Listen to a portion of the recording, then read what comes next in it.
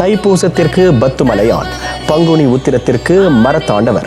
அந்த வரிசையில் சித்திரை பௌர்ணமி என்றாலே சிந்தையில் நிற்பது போர்ட்லேண்ட் ஸ்ரீ பாலசுப்ரமணிய சுவாமி ஆலயம். முருக மலைய ஆண்டவந்தாய அழக போடாத மாட்டுக்கெல்லாம் வரும் குமர வேள புருபடுத்த அழக விழாது வேள